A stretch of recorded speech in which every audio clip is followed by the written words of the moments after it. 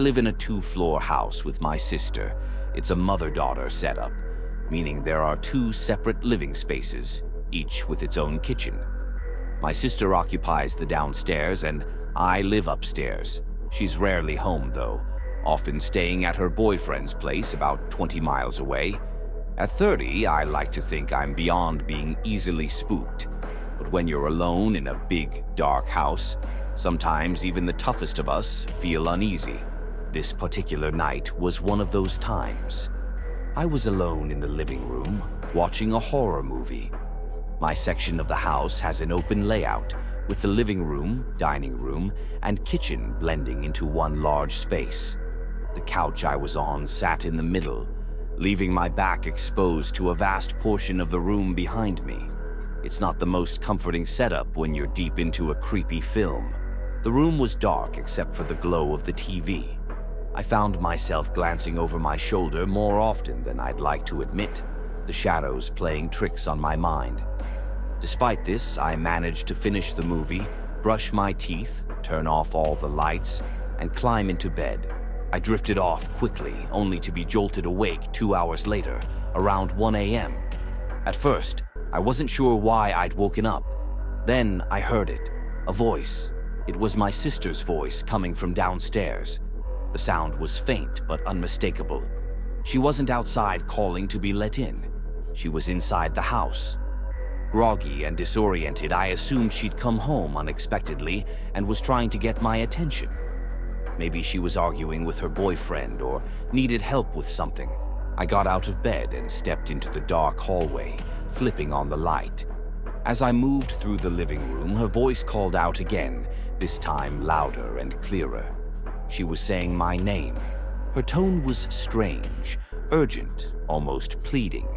I made my way to the stairs, calling back, "What is it?" But there was no response. The downstairs was pitch black. I fumbled for the light switch near the foyer but couldn't find it. My grogginess made everything feel surreal, like I was moving through a bad dream. Finally, I located the kitchen light and flicked it on. The light illuminated her small apartment, starting dim but gradually brightening. As the shadows receded, it became clear. No one was there. Her living room was empty. Her kitchen was empty. I hesitated before checking her bedroom, my heart pounding. But it too was empty. "Anna," I called loudly. Silence. Then a noise. Something fell in her bedroom. It was a distinct thud, as if an object had dropped to the floor. I had just been in there and there was nothing. My skin prickled as fear surged through me. Without thinking, I bolted upstairs, my movements frantic and childlike. Once in my room, I locked the door and grabbed my phone. I called her once, twice, 3 times. No answer. I texted her, my fingers trembling, asking if she'd been home. Sitting there in the darkness, I tried to rationalize what had happened. Maybe I'd dreamed it. Maybe I'd imagined her voice. But it had felt so real, the sound of her calling my name, the noise in her room. Eventually, exhaustion took over, and I fell asleep. The next morning, I woke to a text from Anna. "Why were you calling me at 1 a.m.?" I replied immediately, asking if she'd come home during the night. Her response was short and unsettling. Number I was at Matt's place all night. Why? I didn't have an answer. After hanging up, I went downstairs to her room, determined to find something, anything, that could explain the noise I'd heard. But there was nothing. No objects on the floor, nothing out of place. To this day, I tell myself it was a hallucination brought on by exhaustion and an overactive imagination. But deep down, I know how vivid it all felt. The sound of her voice, the thud in the bedroom. It was too real. And the alternative explanation, that's something I'd rather not think about.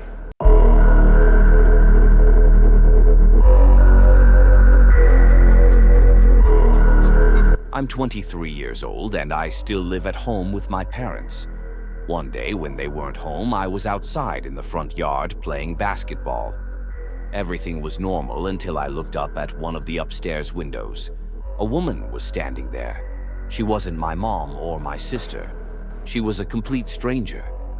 When she realized I was looking at her, she quickly moved away from the window. My heart sank, and I immediately went inside to investigate. I checked every room upstairs, the lounge, bedrooms, bathroom, and closets. She was nowhere to be found. Moving to the main floor, I searched the living room, kitchen, dining room, and even the closets. Nothing. Finally, I made my way to the basement. It's a small space with a couple of couches, a bar, and 2 closets. There weren't many places to hide, but my nerves were on edge as I opened the last closet door. I yanked it open, bracing myself for the worst, but all I found were coats. Confused and scared, I wasn't ready to question my sanity. I knew I had seen her. It wasn't something I imagined. Standing in the middle of the house, I screamed at the top of my lungs, demanding that whoever was there get out. The yelling must have been loud enough to alert my neighbor, who came over to check on me. I explained what I'd seen, and he helped me search the house again. We still found no trace of her. We concluded she must have slipped out through the back door, which I had unlocked earlier when I went to grab the basketball. My neighbor left, and I locked all the doors before calling my parents to tell them what had happened. They weren't thrilled, but they asked me to make sure nothing had been stolen. After checking, everything seemed to be in place. That night, I did one last sweep of the house for peace of mind before trying to sleep. I was restless, my thoughts racing as I replayed the events over and over. Then I heard it, sounds coming from the other side of my bed. At first, I didn't react, thinking it was nothing, but the noises became more distinct, human-like. I turned to look. She was there. The woman was crawling out from under my bed. She stood up, looming over me, and I screamed louder than I ever had before. Adrenaline surged through me as I leapt out of bed and tackled her to the floor. My hand instinctively went to her throat as I demanded to know who she was. Before she could answer, my doorbell rang. It was my neighbor again. I dragged the woman, kicking, scratching, and struggling, to the front door. She left 2 deep scars on my arm with her nails. My neighbor didn't hesitate to jump in and help restrain her while I called the police. The entire time we waited for them to arrive, the woman was screaming, cursing, and threatening us. She looked like someone deep into a meth addiction, dirty, wild-eyed, and erratic. When the police arrived, one of the officers recognized her immediately. They had dealt with her numerous times before. Her name, ironically, was Karen. Watching her be shoved into the back of the police car brought an immense sense of relief and satisfaction. My neighbor stayed with me to make sure I was okay, and I couldn't thank him enough for his quick action and support. That night, though I was still shaken, I felt something unexpected, an overwhelming sense of triumph. I had faced the intruder and made it through. And even though I'll never forget the terror of seeing her crawl out from under my bed, the feeling of seeing her taken away in handcuffs somehow made it all worth it.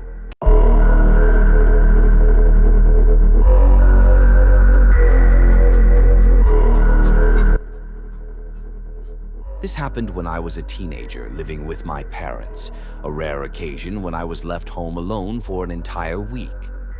My parents, who rarely went out, had been invited on a trip by my mom's wealthy friend Patty, who covered all the expenses. Being an only child, I had the house entirely to myself. We lived in Newark, Ohio, in Licking County. Yes, that's the actual name. Our house sat on a quiet road with only a few passing cars each day, bordered by a backyard that opened into dense woods. The backyard had a large deck, a fish pond, and an above-ground pool, making it the perfect place to relax. It was a Thursday night in July 2013. I was out on the deck, smoking weed and listening to music on my speaker, enjoying the warm summer air. That's when it started. At first, I thought I heard a voice calling from the woods.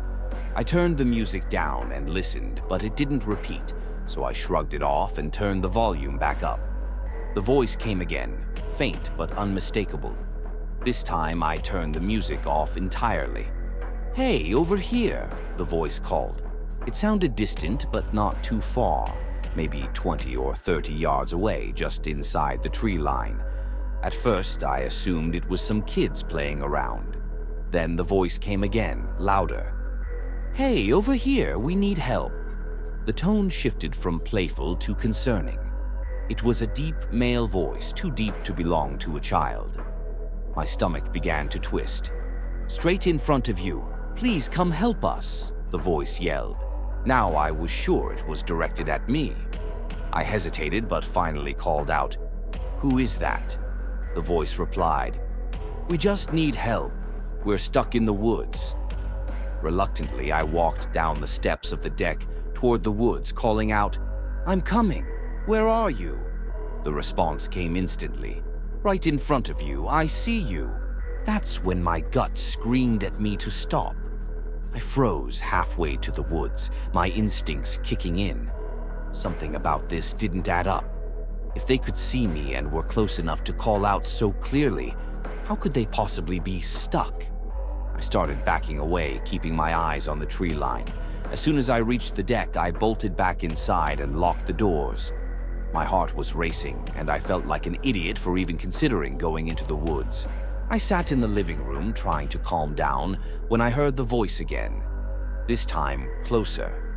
It wasn't coming from the woods anymore. It was in the backyard. I heard splashing in the pool or the pond, followed by the voice calling out, "I see you," accompanied by a chilling laugh. I ran to the window and peered out. At first, I didn't see anyone. Then I noticed him. A man crouched behind the pool, just his head visible above the edge. The dim light made it impossible to make out much, but his medium-length dark hair stood out. Panicked, I closed the blinds, hoping he'd lose interest if I didn't respond. But my plan didn't work. The next thing I heard was aggressive banging on the window where I'd just closed the blinds. The man screamed, "Help!" I snapped. I screamed back at the top of my lungs, "Get lost, you freak! The police are coming!" I yelled it over and over, trying to sound as crazy and aggressive as possible. The man started laughing, a slow, menacing laugh. Then it faded as he walked away.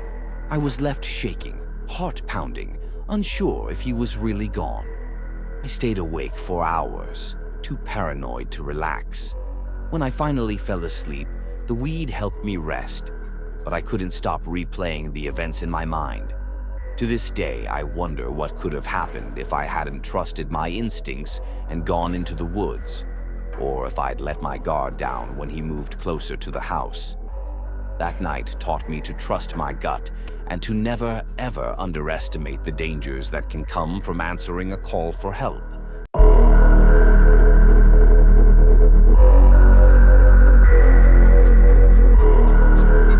Growing up, I was often left home alone.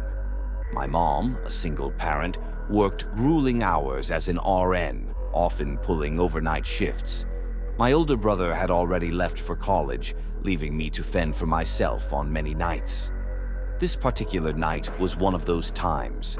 It was a weekend, and I had invited over Molly, a girl I'd been talking to for a while. We spent the evening watching movies and chatting, but eventually she had to leave. Her parents were strict about her being out late.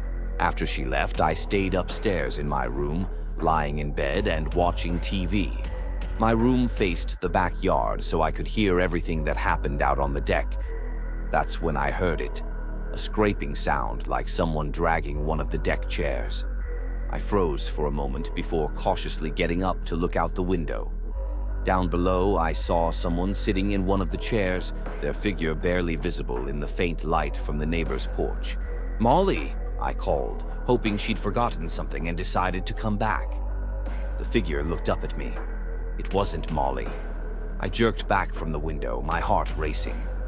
The person, definitely a man, was a complete stranger. In the dim light, I couldn't make out his face, but I could feel his eyes locked on me. I grabbed my phone and texted a group of close friends, asking if any of them were playing a prank on me. One by one, they all denied it, genuinely confused by my messages. Deep down, I knew none of them would do something like this. Still, I couldn't help but hope it was a joke. Summoning my courage, I edged back to the window and peeked out again. He was still there, sitting motionless, staring straight up at my window. A wave of terror swept over me. He could see me. Panicking, I turned off the TV, plunging my room into darkness. I crawled back to my bed, wrapping my arms around my knees and sitting as still as I could. I didn't dare move. The window was slightly open, and I was terrified he might hear even the smallest sound. Minutes dragged by like hours. I told myself he must have left by now, but when I mustered the nerve to look again, he was still there. This time, I forced myself to confront him. "What do you want?" I called down. My voice trembled, betraying my fear. The man's shoulders began to shake. At first, I thought he was crying, but then I realized he was laughing. It was silent at first, just his body convulsing with laughter. Then, a faint wheezing sound reached my ears. It was the kind of sound someone makes when they're laughing so hard they can't breathe. "Please, go away," I shouted, my voice cracking. He didn't respond. I stepped away from the window, my legs shaking. Moments later, I heard the sound of the back door being pushed. He was trying to get into the house. Panic took over. I bolted out of my room and crouched at the top of the stairs, listening. The doorknob rattled again and again as he tried to force his way inside. Then silence, but it didn't last. I heard him at the front door, fiddling with the handle, trying to push it open. My mind raced with horrifying possibilities. What if the doors weren't locked? What if he got in? After what felt like an eternity, he stopped. I crept back to my room, slammed the window shut, and pulled the curtains tight. My 14-year-old self didn't have the courage to call the police. I just hid in my bed, shaking and praying for the night to end. Hours later, my mom came home around 9 in the morning. As soon as I heard her voice, I rushed downstairs, spilling out the whole story. Her reaction wasn't what I expected. "Why didn't you call 911?" she snapped, clearly frustrated and angry. Looking back, she was right. Not calling for help was a huge mistake. At the time, I was too scared, too overwhelmed to think straight. To this day, I can't explain why that man was on the deck or what he wanted. All I know is that it could have ended very differently if our doors hadn't been locked. It's a memory that still haunts me, a terrifying reminder of how vulnerable I was back then.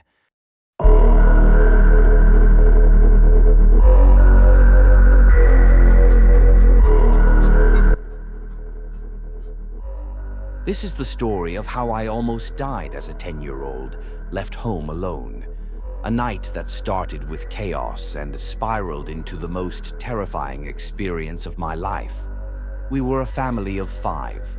At the time, my older brother was 14, my little sister was 5, and I was the middle child.